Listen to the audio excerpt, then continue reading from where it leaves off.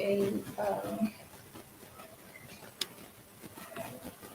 I'll just check the YouTube link.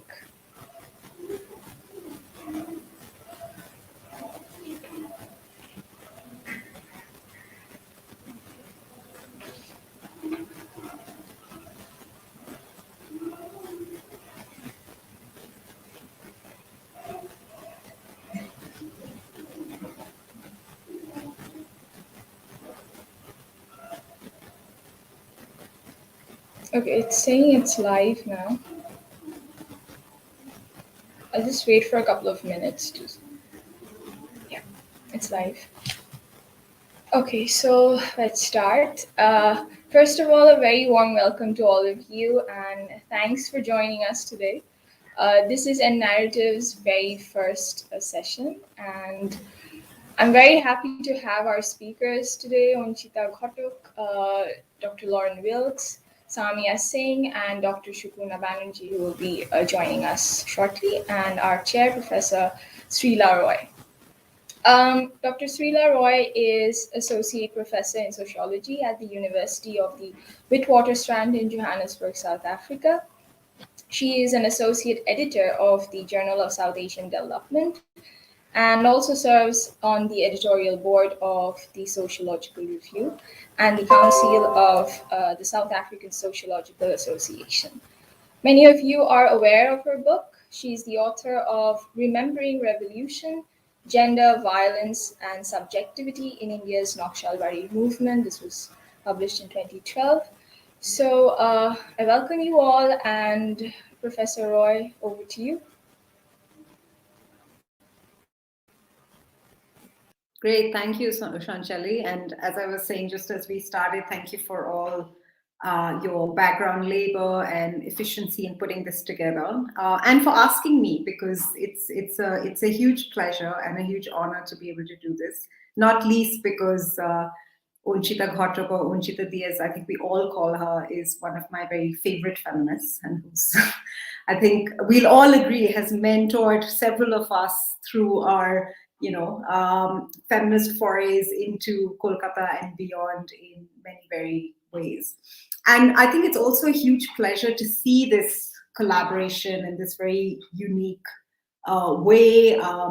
Parichiti is also an organization that I admire greatly, and I'm very pleased that people are are engaging with its work and giving it this platform. And I hope everyone has already downloaded the illustrated story and is looking at it as we speak. And if not, I'd hugely encourage you to do so.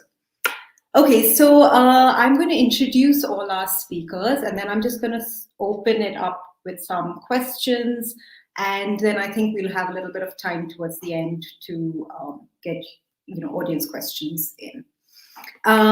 So Lauren Wilks is a feminist social researcher and sociologist who's currently working at the Scottish Government. Very cool. She was previously an ESRC postdoctoral fellow in sociology at the University of Edinburgh, and is basically, I presume, the PI on this ESRC-funded project, which was looking at commuting domestic workers' experiences and journeys in West Bengal. And in 2020-21, she collaborated with Supurna Banerjee, Anchita Ghatak, and Parichiti, and Samia Singh on the illustrated short story, The Red and Gold Pen, which we're effectively launching today. Supurna Banerjee is a feminist academic who's working as an assistant professor in the Institute of Development Studies, Kolkata. Her monograph, Activism and Agency in India, Nurturing Resistance in the Tea Plantations, was published in 2017, and her co-authored book, Limits of Bargaining, Capital Labor and the State in Contemporary India, was published in 2019, and Supurna will be joining us very shortly. Anchita Ghatak is a women's rights activist and a development professional working in the nonprofit sector. She's one of the founders of Parichiti, a women's rights organization which is really mobilizing and fighting for the rights of women domestic workers and other marginalized women and girls in Kolkata. Anchita was part of a group of activists that initiated Moitri, a women's rights network in West Bengal in the mid-1990s. And she's also the co-founder of Kolkata Initiatives, which promotes local philanthropy and supports elderly women in poor communities. And very finally, Samia Singh is an illustrator and a graphic designer based in Punjab. Samia's work has been exhibited in India, Singapore, Spain, Japan, UK, and Italy.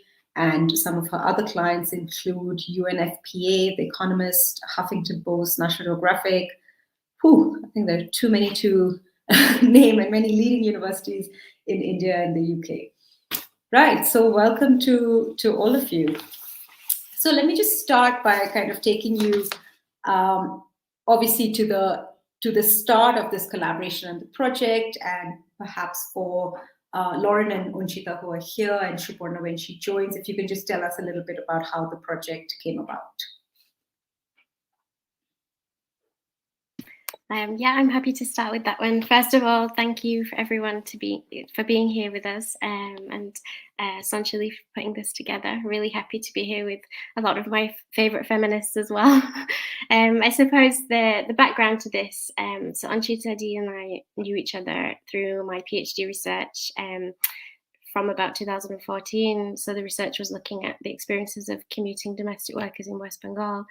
Supurna had also worked on domestic workers in Delhi. So this project was basically an opportunity to sort of bring that expertise together and sort of do something a little bit more creative and collaborative to sort of make sure that our research was useful, and also to sort of, I suppose, work more directly with Parichiti to make sure that there's something coming out of the research that they could use and take forward for fundraising and advocacy. But it was also just a hugely enjoyable project for us to be involved with, because I think we spend so much time writing sort of academic papers, and, you know, it's a very sort of particular audience, whereas this was, we had, you know, the opportunity to do something a bit more wide ranging, and also to work with Samia was such a huge privilege. So yeah, that was sort of how it came about, and I was lucky to get this postdoctoral fellowship where the focus was on doing such projects, on sort of knowledge exchange work and creating international partnerships. So it was really fortunate timing in a lot of ways. So yeah, that's sort of the background from my perspective. I don't know, Anchita, if you want to say something.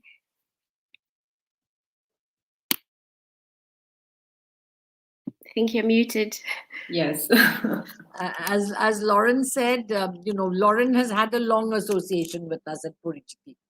And one of the exciting things about having Lauren is that very rarely do we get international visitors who speak Bangla. So it was great to take her to the field, and, she was able to, yes, when she went out for her research, she would have a translator with her. But she came for many of our events, like picnic with the domestic workers, some other discussions, etc. And she was able to communicate directly with the women. So that for us was very exciting. And for the women also, I think, because they could talk to her directly. I know that usually, language is not as big a barrier as many of us think it is, because when we do, and the women understand that whoever has come is in solidarity, they somehow manage to communicate. But all the same, I think Lauren's relationship with the women in the field was significantly different from most international researchers. International researchers from other countries, or all very difficult to explain the differences. Now you're not very sure what kind of language you should use, but but so when Lauren suggested, I'm coming for my postdoc work, I'd like to do a workshop with some of the domestic workers. Will that be possible? And my colleagues in Parichiti are always more than obliging, especially if there's a little bit of time. If we know a little bit in advance, we try and do as much as we can. So we also felt that this would really be good, because people had seen Lauren and what has she been up to, and they would get some kind of idea. So we had this idea of a discussion, and then Lauren said, maybe we could do a graphic novel.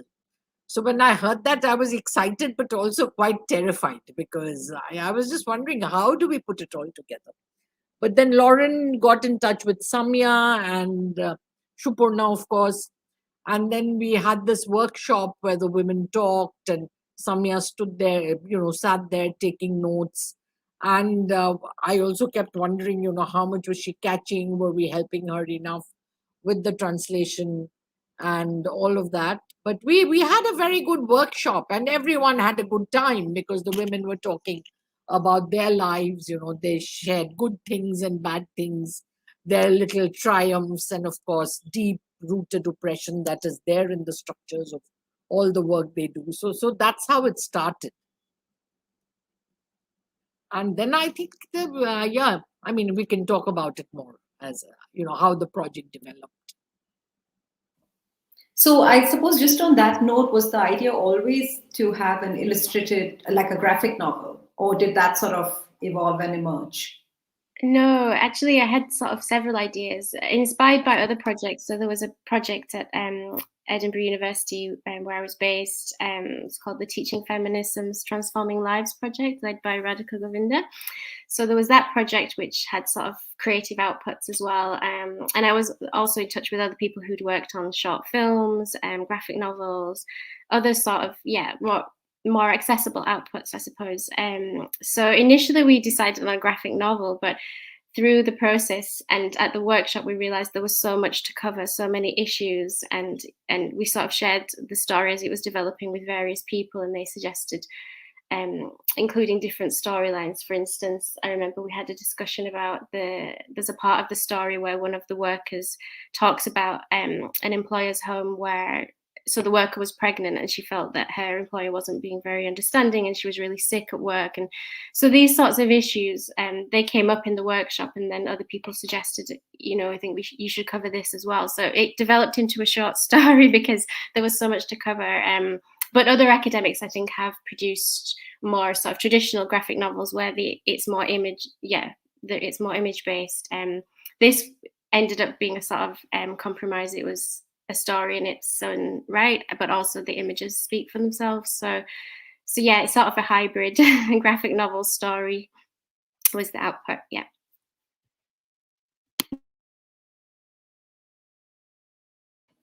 And Samia, from your point of view, how did you find the experience? And if you could maybe share a little bit about the process of translating the stories or the text into illustrations and images. Sure.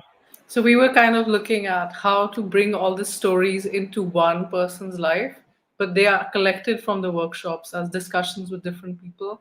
So my challenge was, one woman is going through her day in Calcutta, and in the text there's a lot of different perspectives on the city and the societal structure and how she's treated and what her struggles are and what she's thinking about. So trying to capture a bit of Calcutta and not exotifying the colors, or how do you make it beautiful and yet hold the text in the center of the image. So it was really challenging and fun. And I also, obviously, we have a lot of friends who work in a village, and the domestic workers there and the lady here. So it brought me also aware, how are they coming? We always go drop them and pick them up in the village because they come from the next village, people who come to help us. So it was really nice to hear the stories and the challenges, and also I could see more of my own structures here as well. So it was enlightening and very inspiring. Yes. And Samia, were you part of the workshops, or were you given the kind of text afterwards, or? So I was there for one workshop for a day because I live in Punjab and I went to Calcutta. Obviously, yeah. Lauren and Anchita.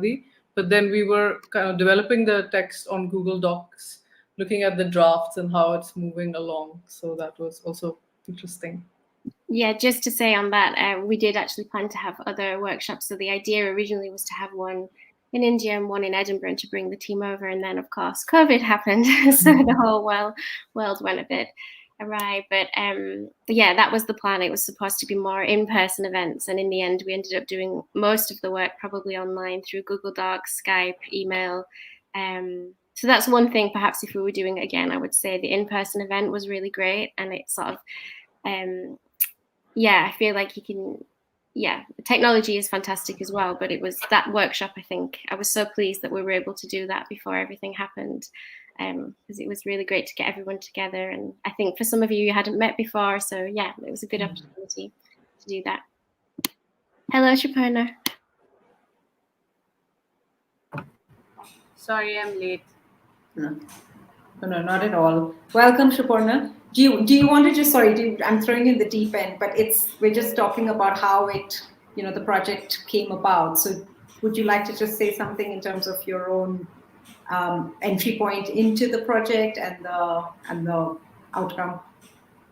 So I've known Lauren for a while because I met her in Edinburgh, and then when she was here in doing her PhD fieldwork, we've been talking, we've been friends, and I have always had an interest in women in labor, working mainly in the plantation. So I didn't work on domestic workers before this, and for a very different project, I had also met Anchita or a project on domestic violence. So uh, this was when Lauren. It was actually Lauren who had this idea, and she suggested that it could be interesting to do something together. And I've been interested in methodologies always, so ways of doing participatory research. And that's when we started thinking about how this could be a bit more than just writing an article, which is something which we eventually want to do, but not that wasn't the main idea. So that's when I think Anchita, Lauren, and I got together, and then Samia also came on to the team. So yeah. So my larger interest in women in labor and my network with with Lauren, Anchita, and later Samia was like how I. So yeah.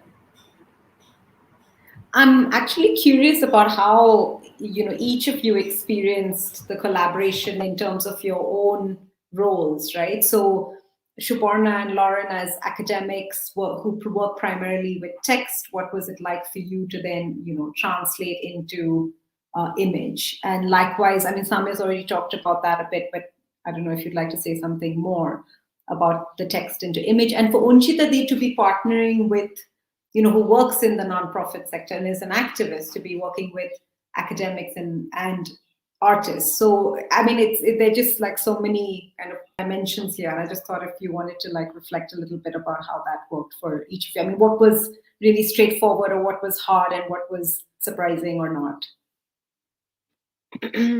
Yeah, I can go first. So I think what was straightforward, I think we maintained communication really well, given all the challenges that we had, different time zones, lots of things going on, 2 of us having babies within the project, COVID.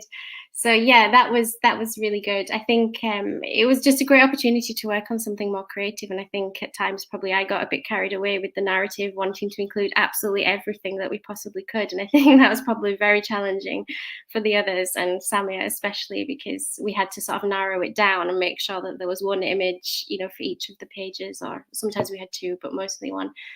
So I think that was probably a key challenge, sort of deciding on what the most important sort of part of the story was and what was going to happen to our main character. Yeah, I don't know if the others want to sort of add to that, what their experiences were.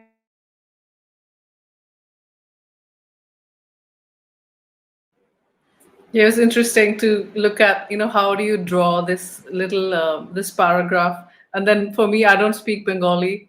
So the characters would sometimes go off, with the Adobe and language and linguistics. And it's very fun and simplifying, out of 30 ideas, how do you come to 15?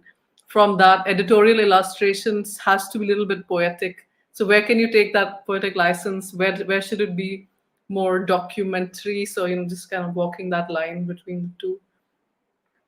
Fun. Actually, I've read this text a few times, and every time I read the text, I'm quite amazed at the amount that has been put in. Because I think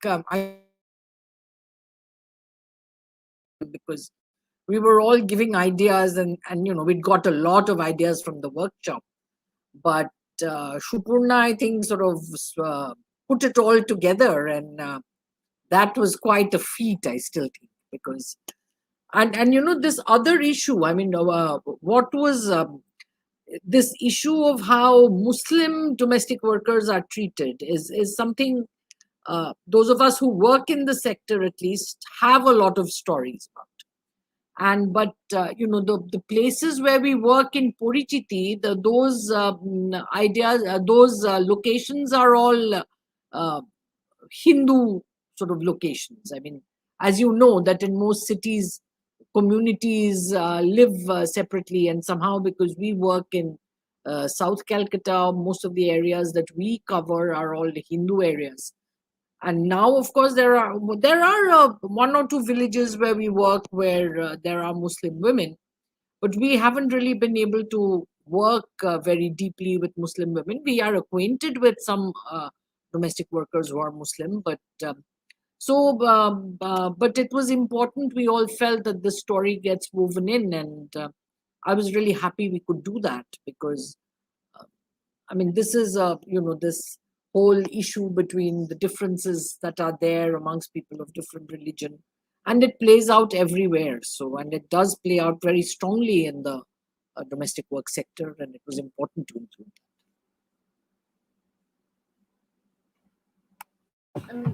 Just to add to, I think in the end, I think it all really, I really enjoyed working in this team. I think one other thing which was challenging was how do you so we had a workshop where a lot of these women had a lot of things to say. So one was to try to include as much as we can, that as Lauren and Anchita said.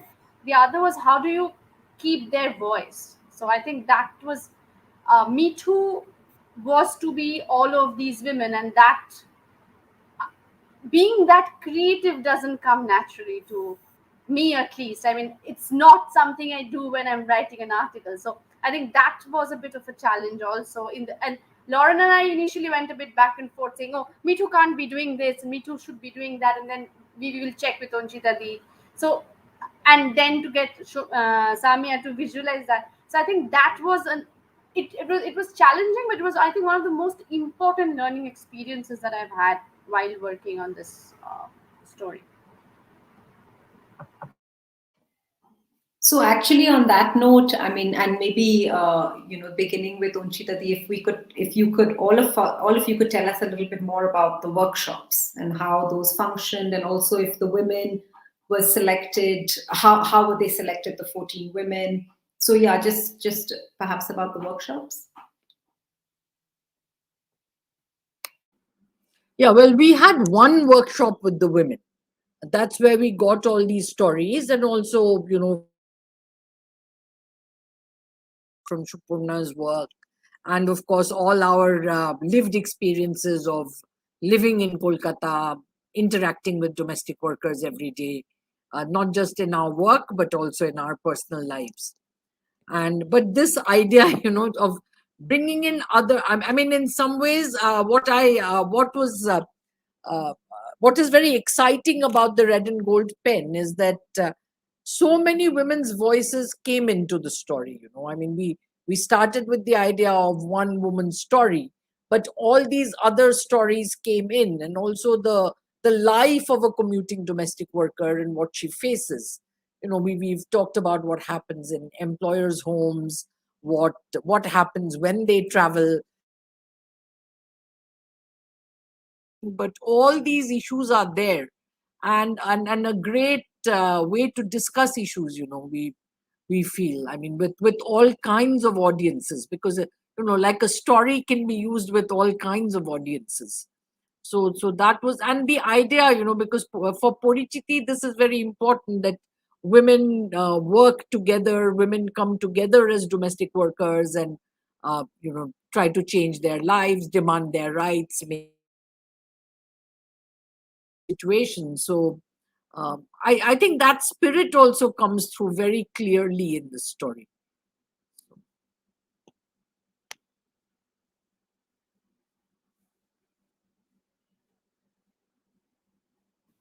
Lauren and Supurna, something a little bit more about the workshop? Yeah, I can say a little bit about. I'm just trying to remember exactly the sort of format of the workshop. And I think one of the things that Supurna and I were particularly aware of as well from our research is, so much research gets conducted and it's all about the interview and sort of asking questions, and it's very sort of it can be overly formal and sort of intimidating. So we wanted to make this more enjoyable. The actual day, we wanted it to be enjoyable for the women who were there. So we sort of organized it into different sections. So we had one section where we were sat in groups, and Samia had drawn sort of a very rough outline of a domestic worker. I think we had one younger woman and one older woman, and we were sort of just talking, what could happen to this woman going through sort of a day in her life? What are the sort of issues that she might encounter? How does she feel in the different spaces? And it was interesting to see some people had a lot of opinions and were coming forward and really liked this sort of creative process. Others, I think, felt a little bit unsure, weren't used to sort of being listened to probably, and that spoke volumes as well. And that was reminiscent of my research as well. But yeah, it was great to have Sanchali there and Samia as well to sort of help facilitate these discussions in a more creative format, where it wasn't just about us asking questions and sort of that more traditional format. It was a group discussion, and then we all came together as a big group and we sort of shared what we'd done in the smaller discussions. We had these A3 sheets of paper with the outline of the woman and the different things that had happened to her. And then from that, I suppose we sort of compiled, and then we went a bit deeper into some of the issues that came up, and we had the more traditional discussion. And then we had a wonderful lunch, and I think we had another discussion after that. So yeah, I think it was quite a long workshop. I think it was probably about 3 hours, if I remember correctly, with lunch. But because women had taken time off work to come, we wanted to make sure that they enjoyed it and that they also could see what we were going to do with this. So I think Samia brought a really beautiful book with her, sort of an example of one of the things that we could do. And I remember having that discussion with them, what do you feel about us putting this together and sort of writing a sort of anonymous fictionalized account. And yeah, the opinion was generally very positive. So that was the format of the workshop. I think I've covered. Yeah, hopefully I've not forgotten anything that we did there. It was a really long time ago now. It was in 2020 January. We also took some photos, and I think that was also good fun, just taking photos and distributing gifts, and just like, I think a lot of it was fun also. It was extremely rich, but it was also, we also had fun. It was initially everybody was a bit hesitant, but the lunch also really helps, of course, because then people are commenting on how much or how little people eat and things like that. So yeah.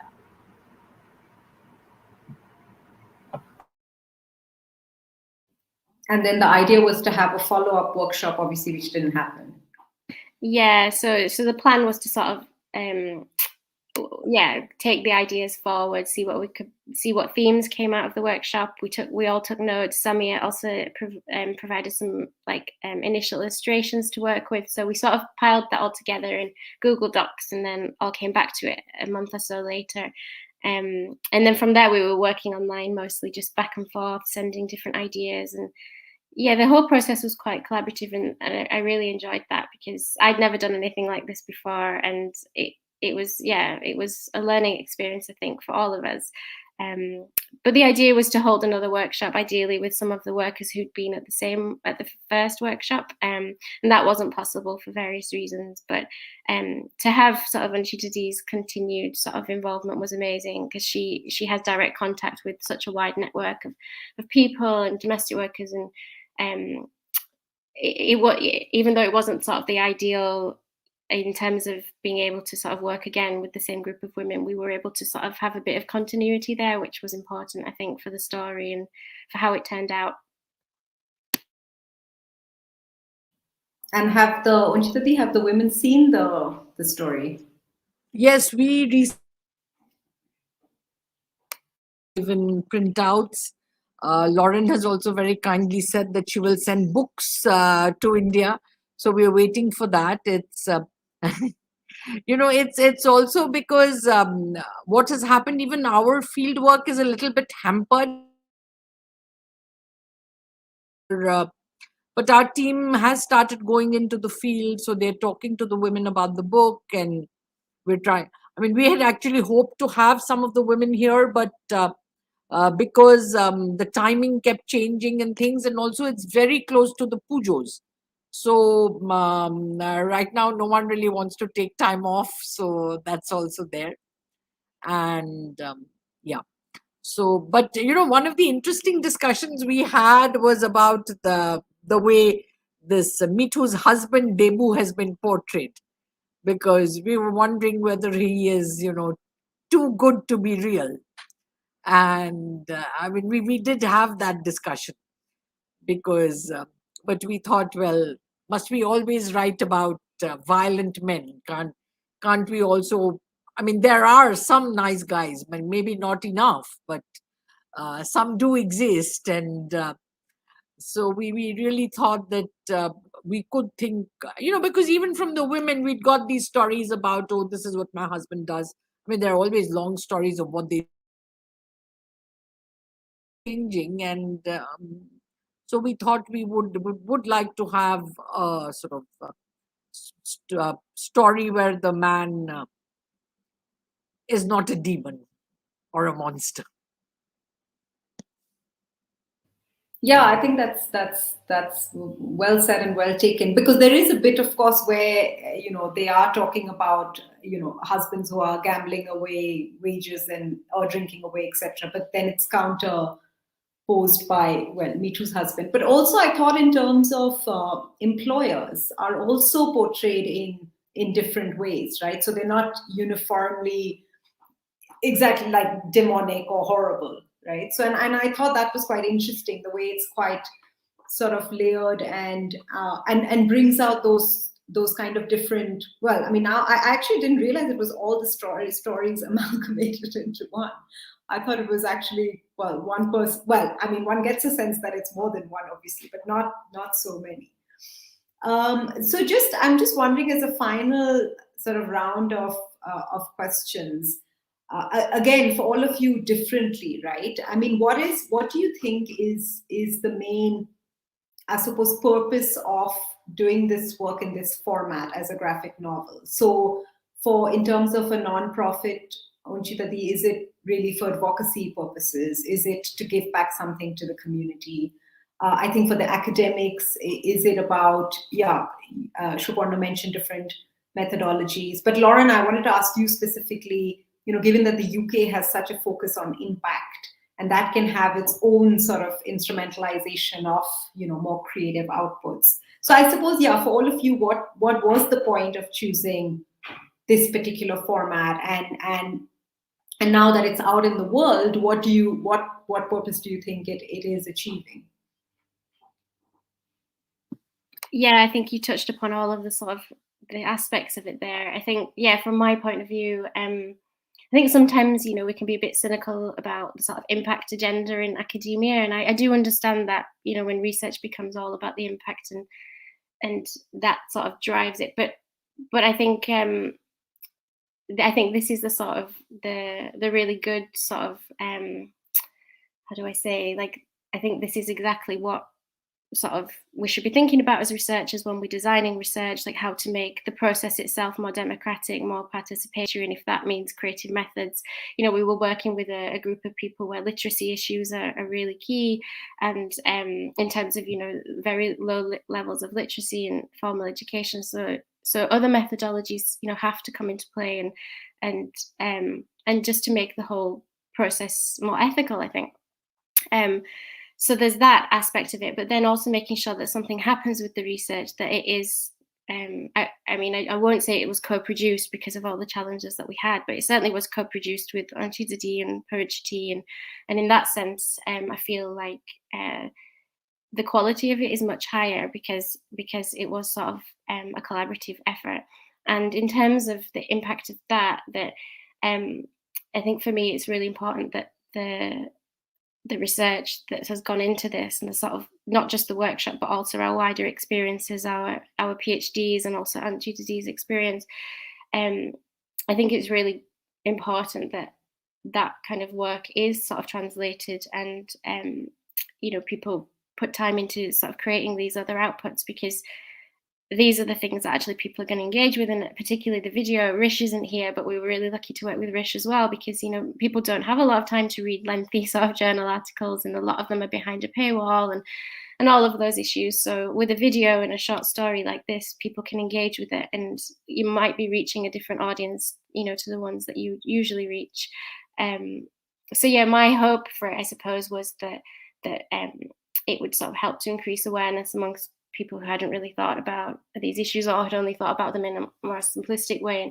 And like you said, when we talked about the employers, we wanted to sort of get across some of that nuance, but still keep it as accessible as possible. Like, it isn't a sort of straightforward thing in a lot of cases.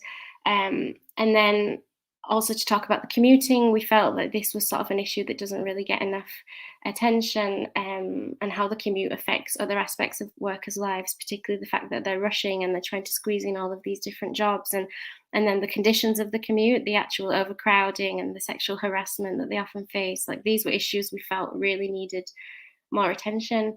And yeah, so my hope was to sort of draw attention to these issues that perhaps don't get as much attention as they should, but also to make sure that we could give something back to Parichiti that could actually be useful for funding applications, for their advocacy work when they go to meetings and meet with unions and things like that. So something that is actually, people would actually engage with more than the sort of traditional academic formats. So yeah, I think I understand the sort of criticisms of the impact agenda specifically, like in academia, but I think this is actually really what we should all be doing as academics, thinking about how to make the research useful and collaborative. And yeah, I think that's better for everyone. But obviously it takes time to do that, and I was lucky to have a whole year where the focus was where I had the funding to do this. So I understand that it is hard, because it did take us a long time to get here. Yeah, I've enjoyed looking at how text, when you bring it into the image first, how many complex ideas can be explained through one image, and at least a stepping point into a discussion which is welcoming and light, without getting, yeah, as you were saying, Lauren, into long form articles. Because as graphic designers also, we are aware now how movement is a thing that we used to since back in the day when we were in forests. So videos, these things grab our attention much quickly. How do you communicate an idea fast, and then people have their own time to get into it because we have the print version? So unfortunately, I have to run to the airport, so I will catch up on this discussion afterwards. And really nice to see you all. Thank you, Samia. Thank you. Bye-bye. Thank you. Supurna and Anchita? Just to add to what both Lauren and Samia said, I think also the idea of having images, the idea of having pictures also for me it was a new thing to do. But also I later thought that because there's a problem of illiteracy, the pictures do help to communicate more, right? They give a sense of what the story is about. Um, so to be so maybe the women whose story it is probably has a sense of what it is, even if not all of them can read the story. So I think that was an important part of the red and gold pen. And like I said before, also methodologically it gives us a way to think about how to do. It's not in the institutional setups that we stay in. It's not going to be all of our work is not going to look like this, but it also gives us a chance to think about different ways of doing work, where we just we don't just write for the scores and stuff, but do something which seems a bit more meaningful. So yeah.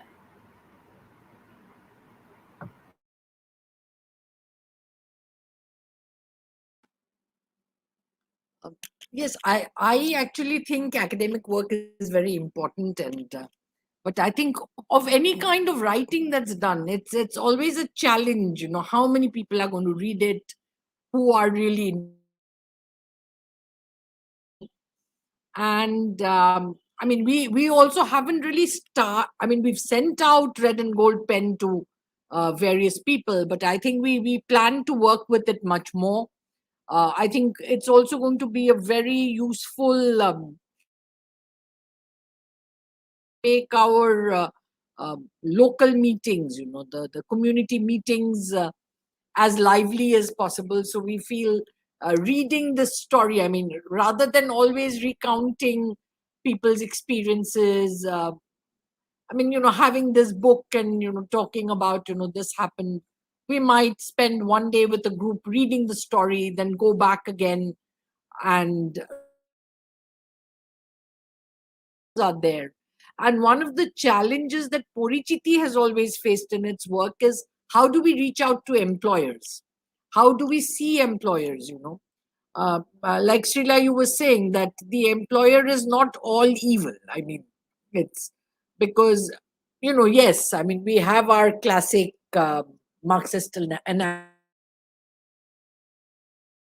It's also important to understand relationships as they play out. And we know that the relationship between the employer and the domestic worker is always very layered and sometimes very contradictory also. And so we've started, and in fact, strangely enough, but because of this online stuff, we finally, I mean, it was planned in any case that, we can't keep putting off discussions with employers, but we've had 2 discussions with groups of employers. And we also feel getting across to employers with a book like this will be definitely helpful, because I mean, the employers will also see that they're not painted black, but they will, we hope, stop and think about issues like toilets. How do we actually greet domestic workers when they come to our house? I mean, every day when they come in, do we look at them as people or do we look at them as machines?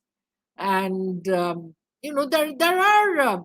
I mean, it makes you think. I feel, and I feel with employers this will be very useful, because we've also seen that more and more employers are thinking about the issue of domestic workers and their rights. And which is not to say there's been a huge transformation in the way employers think, but our work in NGOs is always to uh, sort of pick up little glimmers of hope and then try and push that. So we feel that way we are really looking forward to using red and gold pen in different ways. So let's see. Yeah, I mean, that's a fantastic point. Actually, I didn't even think of that, because obviously, even for the most, people who think of themselves as, I suppose, very benevolent employers, there's so much they wouldn't even know, right? They wouldn't even know when their domestic workers' day begins. And I mean, at the most, they would know they, flitting through multiple houses, because that's become the classic model in a city like Kolkata now. But there's so much of this background stuff that is very veiled and not transparent, right? So yeah, I think it would be a good idea to put the book on those WhatsApp groups and send it out to particular building associations and things. Okay, shall we open up to some questions or comments? I haven't used this format before, so I'm not sure how they come in, but maybe Sanchali will hold our hands through it. Any ideas, Sanchali, on how we take questions or comments? And if you have any that you would like to ask? I guess we could continue the discussion for a bit more time and wait for comments to come in. Okay, would you like to add?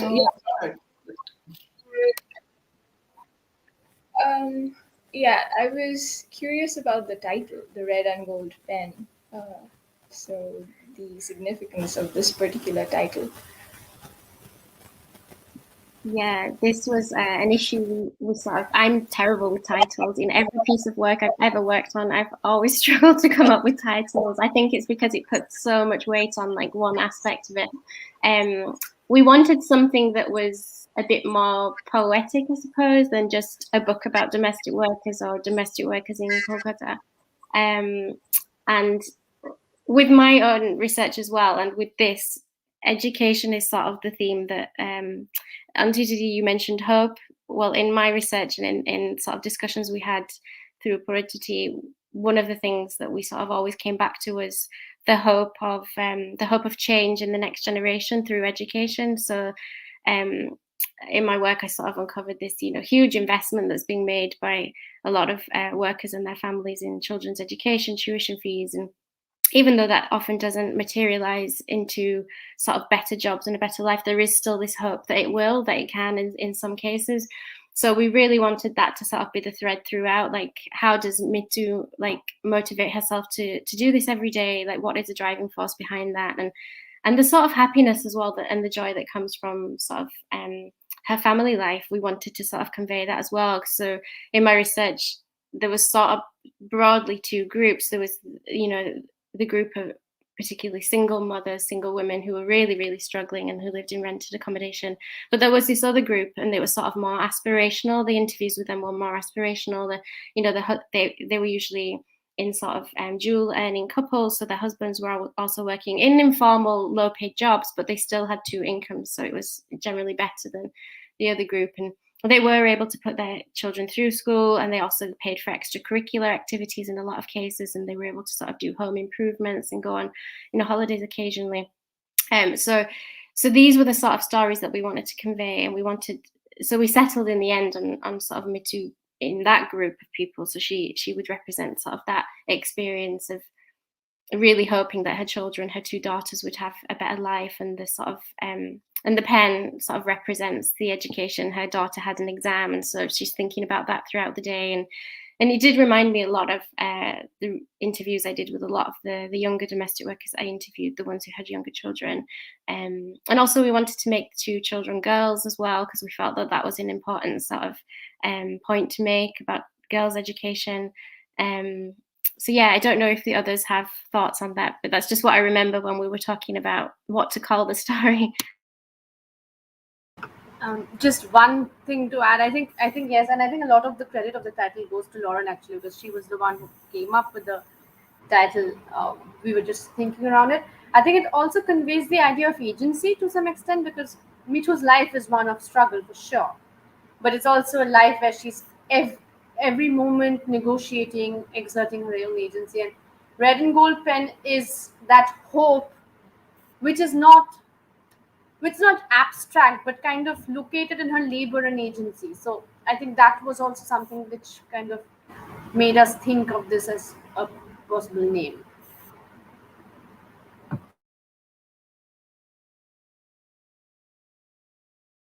And of course, from Parichiti, we always emphasize education, though we don't do any education programs or anything.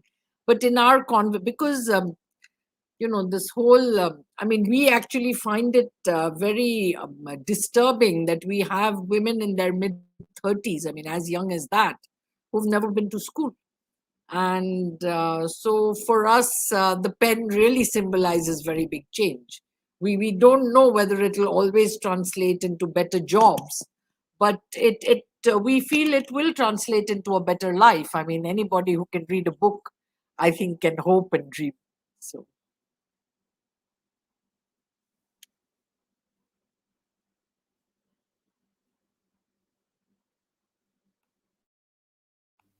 And you see, I'm a student of literature, so I find it very difficult to even think of people, people's lives when they can't read. I know lots and lots of people who can't read, but I really feel that the state has failed them, because we have not been able to give them a very important.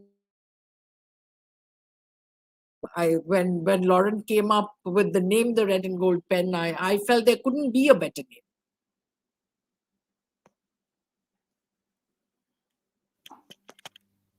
I just very quickly, I also think it's nice. I also feel like the title maybe encapsulates the thread through the day of her thinking about the daughter and the exam, right? So, and I really like that, because again, it's not this, very classic kind of image of, the real Bichari who is just completely, like you said, it's just the life is just, the day is just struggle. But there's also this kind of internal life which is very rich, and thinking about home and thinking about the daughter. And I felt like the title also kind of brings it back to maybe that parent-child relationship, which was also quite rich and woven right through. Sorry, Lauren, go ahead. I just want to ask Sanchali if there were any questions. Just a small comment on that. It was surprising for me when I did my research. So I had lots of, I went into the research looking at the commute and the experience and how that affected employment relationships. But I ended up writing a whole chapter at the end of my thesis on the parent-child relationship and the sort of huge investment that goes into sort of, planning for a better future for children. And a lot of this inspired also by Sen and Sengupta's book, where a similar theme is written about in quite a lot of detail. But it was because a lot of the interviews, we would have very short amount of time, really, because of their really busy schedules and all of the different jobs that they did, plus their own sort of unpaid housework. And then so they would say, we don't really want to talk about that. I want to tell you about my child. He passed his exam today, he did really well, or she did really well. And that was really important for me, that was conveyed, that was the reason that they were doing this, and also to humanize it all over the world. This is the sort of reality. People generally want their children to have a better life than they have had. So I think when you were saying on Tutor about sharing this with employers, one of my hopes is that they will sort of recognize that and empathize and understand that just as much as they care about their children's education and futures, it's the same for domestic workers. So yeah, I think bringing it back to that was quite important for us. Well, that's actually one of the things, like in this very complex relationship that domestic workers have with their employers. I mean, one of the places where they do get support from their employers is children's education. I mean, a lot of employers are keen to support children's education in whatever ways. I mean, it's not uncommon to hear of, and especially if a woman has been in long-term employment with someone, that an employer is paying, say, part of the school fees, or she gives extra money in the beginning of the school year to buy books. And in most cases, these are actually gifts. I mean, they're not loans when it comes to education. I mean, of course, I think employers can do a lot more than they do, but it's a fact that these things also happen. And the other thing that also, for me, through the thing, there's been a resonance because, one is, of course, Lauren coming from another country doing this, but also listening to Lauren's stories and the way, her determination to do this PhD. I mean, she's talked to me a lot about state support that she got as a student, how she was able to do certain things because that kind of support was available. And I remember her telling me once that, in my family, people ask me, what is this that you're doing? You seem to be studying continuously. I mean, can't you get a real job? And I'm a civil servant now, so I definitely have a real job now. Real job, yes. Now you have a real government job you have. So, but that also, and I thought here, I mean, she's coming all the way here. She's learning the language. I mean, to me, actually, the fact that she learned the language and put in that effort, people can say a lot about, white women coming and why are they doing this in our country, etc. But I really felt that Lauren's contribution was very important.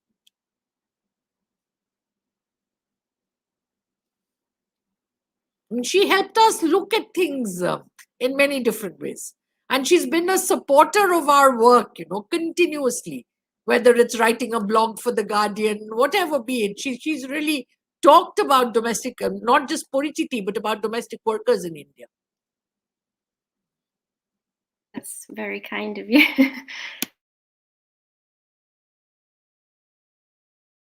I don't know if Supurna was saying something, but you were muted. I was just agreeing to everything that was being said. Oh, look, there's a question. Yeah. That's exciting. Yeah. And I'm very struck by the format of this. Why aren't we using it more? I know, it's great, isn't it? Yeah, it really is. It's a shame Samia's not here for this one because I feel like, she was really creative with us. This was really hard, wasn't it? Deciding where we could take a bit more creative license. And Because I'm such a sort of analytical researcher type. I was like, no, it must be grounded in actual evidence. But I think for this, yeah, there is a good argument to be made opposite. What do you think, Supurna? Yeah, I think this is the part where we had most disagreements, right? Emails saying no, this is not how this person is supposed to look, or this is not how they speak. So yeah, I think now the question's gone. Yeah. So I think there were points. I don't think we came up with a formula. I mean, I we went frame by frame. So there were some frames in which we kind of decided, and this we would change. So sometimes it wasn't like we all the four of us agreed on every frame, but there was always discussion. In some cases, we decided in favor of fiction, in some or imagination. In some cases, we were more like no, this needs to be much more real. And I think again, having Anchita was like a super good thing, because a lot of these things we would. There were times where she could actually say that this is too much imagination. So having that also really helped. So yeah, so I don't think there's a formula basically, but it was continuous discussion across each of these frames within ourselves, in the three of us, and then with Samia saying no, this she can't have her hair open here, she has to have it tied or things like that, or Samia saying no, that's too much detail uh, for a for an image. Yeah.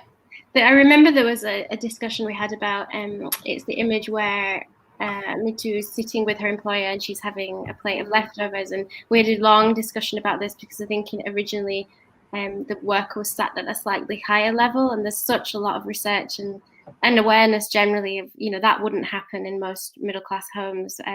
So we did sort of make changes there. So there were some things that we felt were really should be sort of as close as possible to sort of the realities, and to make a political point as well, I think. So yeah, there were certain issues where we felt it was more important to sort of come back and say, Samia, would you mind adjusting this?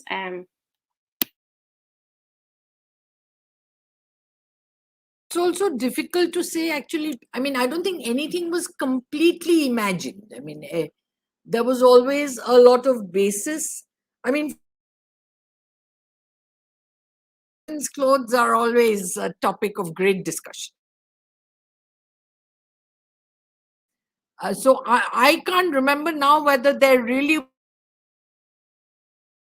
means, but there's often been stories of wearing a nice sari and the kind of comments that even I mean, women get it not just from their employers, they'll get it from their peers, definitely from husbands and the community. And or can do you wear a salwar kameez? Is though a salwar kameez has now become common wear even in Bengal, across classes, but still, does the domestic worker wear a salwar kameez to work, is a topic of discussion amongst many employers. So so those things, and I was glad we were able to weave these details in, because there are some issues that affect all women across all classes. I mean, it's not specifically with domestic workers. And what to wear to work, or what to go wear when you step out of the house is something that even now women are struggling.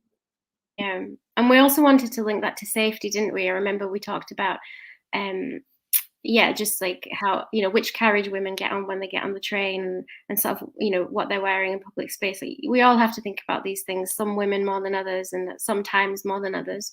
So yeah, we sort of tried to bring that in, and even where it's not a direct thing that happens to me too, we wanted to at least bring in other workers who would raise these issues, or she'd have a conversation with someone on the train. And I think in our story we ask about somebody else, and another worker that she knows through commuting, and she'd fallen out with her employer about what she was wearing, and she talked back. And it took us a long time to get to that final stage of being able to weave those stories in, but without them taking over the complete narrative.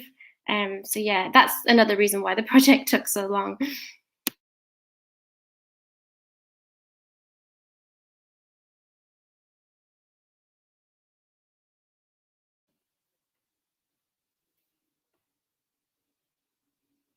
Okay, I'm just looking for some more questions or comments. Or again, if inviting Sanchali, she has some to add.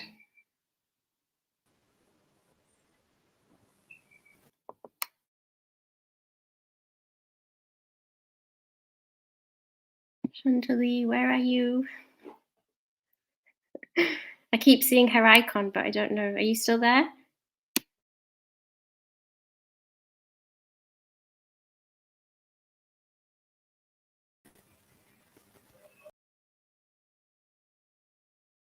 I think maybe she's having some trouble with the network.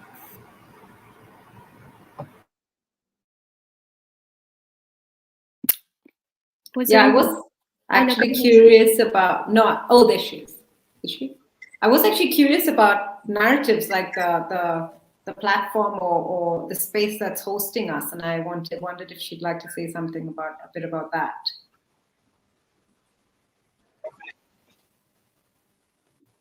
She says she's not being able to connect. Oh no.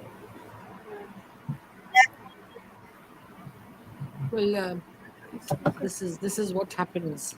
Sanchali is in Kolkata. She's not in Calcutta, and right. I think sometimes not being in a metropolitan city has its own. With the incessant rains, I think it's probably even more with the network. Yeah, so. Yeah, I mean, I'm actually quite impressed. My internet has held up. Can you hear me? So far. Oh, yes, we can hear you. But we can't see you. We can hear you. Yeah. But now she's got muffled. We can't hear you, Sanchali. Okay, can you hear me? Yeah. Yeah, I'm keeping it off because the internet is not supporting me at all.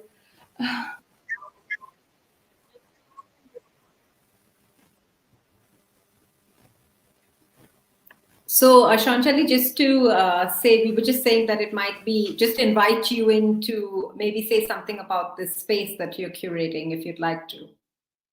But obviously, you don't have to. And now maybe we've lost her. There seems to be a chat function. I don't know if Sanchali can get. Yes, exactly. She said the internet is fluctuating. Yeah, if you can type, then yeah, we could do that. I've never used this before. Is that what you meant? Oh yes, she is. Yeah. Okay, let me just type it in.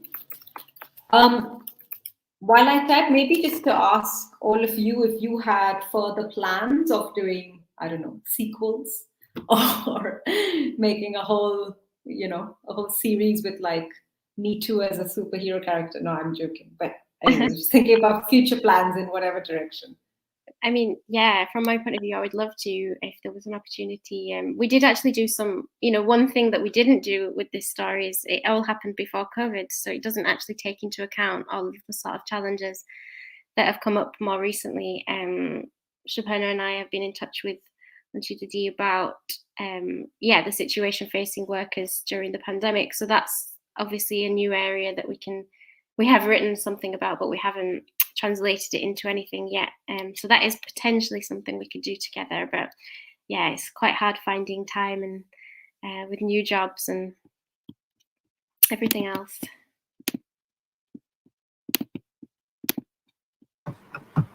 I think at some point, one thing which would be interesting to do again post-COVID, if there's anything called post-COVID, but at a time when travel and things might become more possible, is to maybe do a workshop with these women again, to kind of feed back into the story.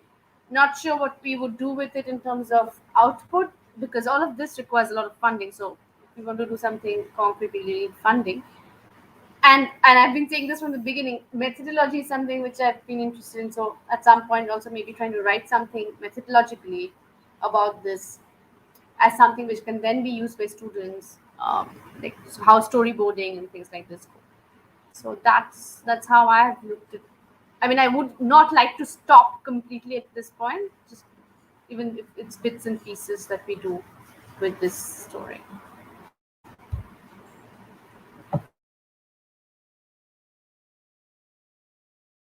Yes, we can no longer have a discussion on anything without bringing in COVID, because it's really impacted domestic workers' lives so much. And because Red and Gold Pen is about a commuting woman domestic worker. I mean, the commuting workers are the one who've been affected the most, because the ones who are in the city and who can, walk to work, and they were able to resume work, they were able to get back, if not all their jobs, some of their jobs. But most women who were commuting have had a really tough time. I mean, of course, there's always, with women, there's always interesting stories of overcoming obstacles. So there are women who've started cycling to work regularly, but that's easier said than done, because it's a long commute. And I mean, the weather in Calcutta and around Calcutta is hardly the world's most salubrious. So it's not an easy thing, but it's really been tough. And some have started, and finding it's all very nice for people to say, oh, people can find alternate occupation, but it's not that easy. I mean, if it were that easy for domestic workers to um, find alternate jobs, I don't know how many domestic workers would be working as domestic workers, because it isn't the world's most stimulating job, and neither does it have. I mean, even in cases where domestic workers are paid reasonably well, uh, it's not something that has any social prestige, or there's no state support. So it's not a good situation to be in India, to be a domestic worker. No. Yeah, just from the interviews that Supurna and I did last year, from from March to August, I think it was, correct me if I'm wrong, but one of the things that came up was of the women that had moved into other forms of jobs, they were more secure forms of work, so more insecure forms of work, so selling vegetables and fruits, and so it wasn't that this was an opportunity to get better forms of work. It was actually greater insecurity and precarity for a lot of them.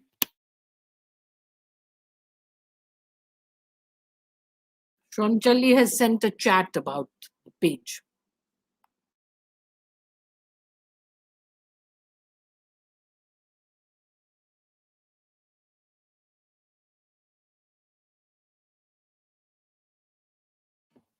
Well, yeah, it's actually a pity that, oh, sorry, that's my inbox.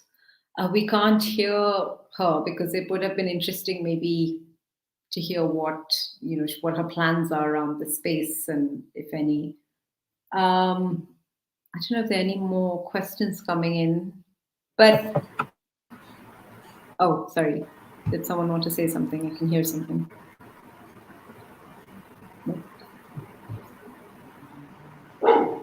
Sanchali, No, is I that thought you? my mic got unmuted.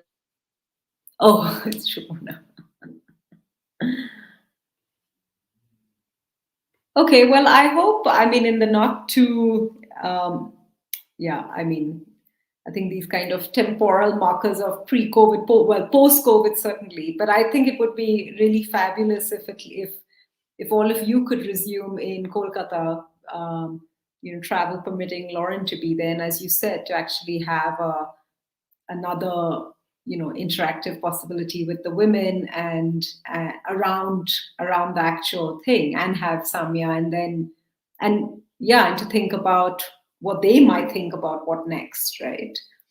So, but as Anchita also says, like the specificity of this particular group of commuting domestic workers and COVID actually just, I mean, does really lend itself to to something, right? Because they are such like specific and unique issues, and some of it also, I think all of us as researchers and people who are working in the Kolkata context know is also specific to that context, right? Oh, there is a question. Oh, is that the illustration bit will help sensitize people more? I mean, you've talked a little bit about that, but maybe is there anything more you'd like to say?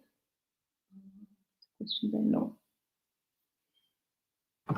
I guess that's our hope, right? That's the whole. I mean, trying to do this a bit more, like trying to reach out a bit more. Hopefully, the illustrations, and that's why we took a lot of time and a lot of lot of attention to how the images looked, how we could use them, whether they can say the story on their own as well.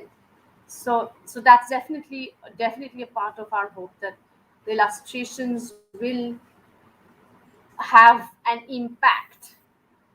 Um, you know, uh, yeah, along with the written words. Yes. In fact, we tried to see if we could lessen the written words, but somehow that finally didn't work out because, well, there was so many things we haven't talked about. I mean, for instance, we left out the role, a whole new, so we sort of left that out. We didn't talk about lack of literacy, which really hampers women's lives every day. And if you're literate, it's easier. And because so it I mean, there are many things we haven't talked about. I mean, there are many things we have talked about, but many things we haven't. Yeah, I think that's always the case. I always tend to write too much, so that's probably my fault that it's quite word heavy. But at the same time, we felt we had to do justice to the discussions we had and our research and experience as well, and to make sure that at least some of the more important issues were included, while at the same time, hopefully still being quite digestible. I mean, it is the kind of text that you could give, school or university level students, for instance, or school-going children, and also that, I mean, that it's bilingual, notwithstanding the fact that they're varying in low levels of literacy amongst the domestic workers themselves. But I think being bilingual, particularly in a West Bengal context, will mean that it really does travel much further than obviously something that's only English or directed at a metropolitan audience, right? Yeah, absolutely. And I think for Supurna especially, Supurna is involved directly in sort of teaching. That was one of the hopes we had as well, that this could be a teaching resource. Sort of something which you use in a gender labor course.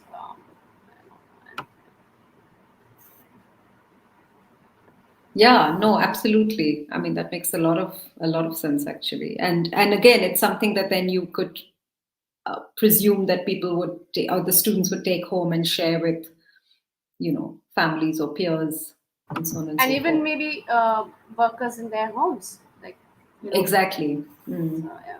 The challenge now is that I printed 400 copies and I have to somehow get most of them to you in Kolkata, which, yeah, I'm looking into it, but it's very expensive.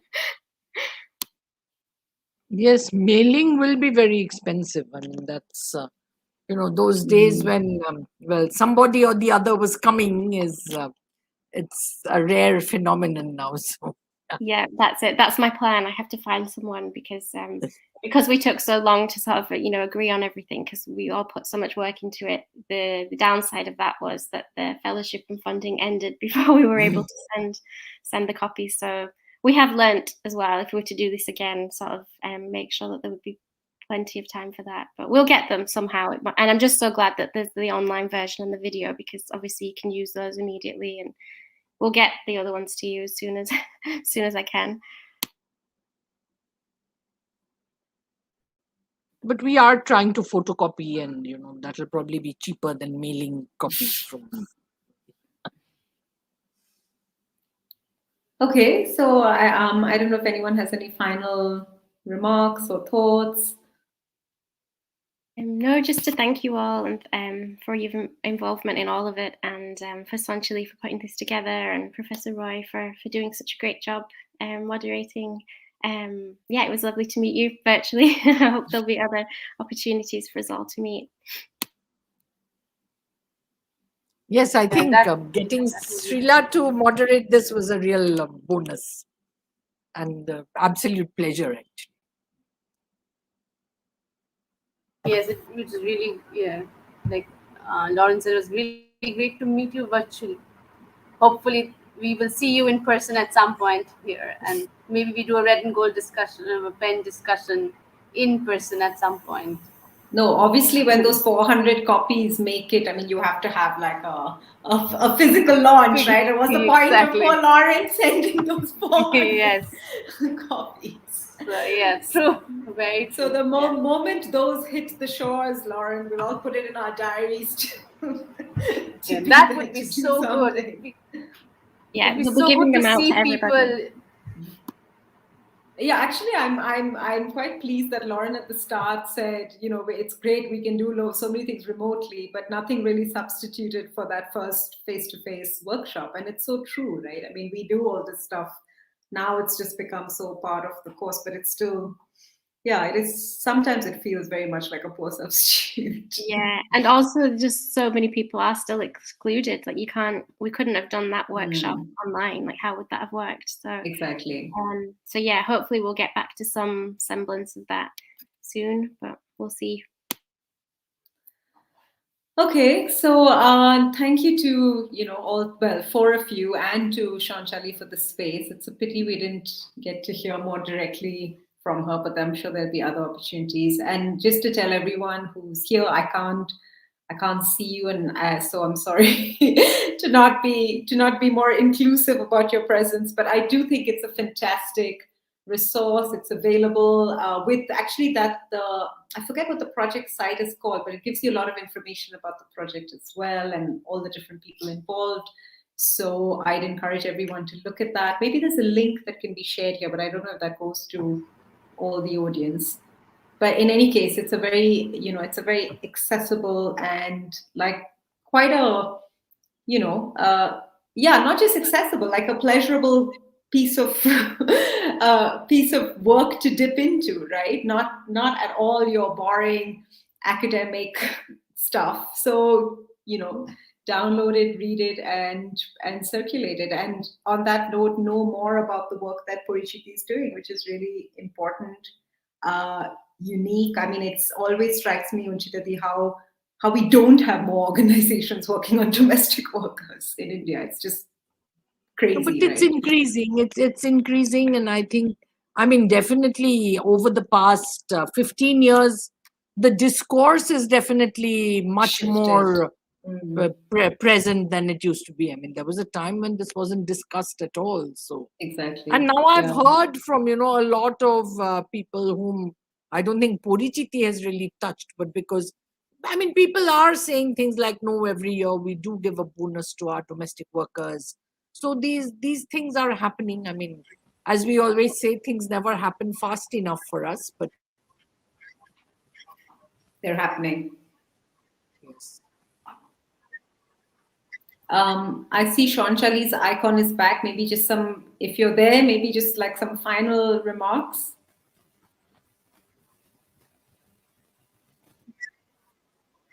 Yes. No? We can hear you. I don't know if you can hear me. Can you hear me?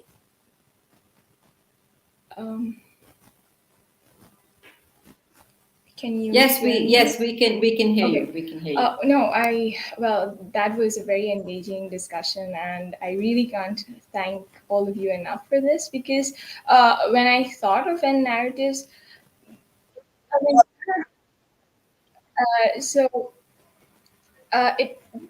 it wasn't really random, but I was also thinking that just approaching people and why would they even speak here. But then thankfully Red and Gold Pen came up, and I took that opportunity to ask. I asked Anchita and Lauren first, and they were so supportive from the very start, and I really, really can't thank you enough. And I was part of the workshop, and it was such an interesting one, and I got to learn so much. And this discussion in particular has been so helpful, and thank you so much. Thanks to all. Just to say, Sanchali was amazing at the workshop. She was like a key part of it. I think in the discussion group I was in, she was facilitating the discussion, a real natural at that. So yeah, we couldn't have done this without her as well. So thank you for every step of the way.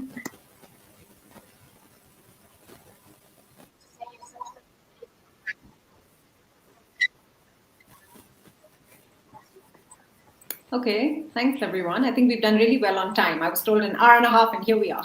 I'm very impressed with Thank us you, all. Lauren. Thank you so much. It was a pleasure. Yeah, it was really good. Yes. Thank you. But how does Okay, one So I leave this? guess they're on. I There's think a we just say leave studio at the bottom. Oh, Yeah. yeah, there's a cross Yeah. there. So I'm, Yeah. yeah. Yes. So, yep. So hope to Okay. see you all soon somewhere. Lovely to see you, Anchita Ji. Yes. Keep Yeah. well, I think everyone. Lauren and Well. I were saying.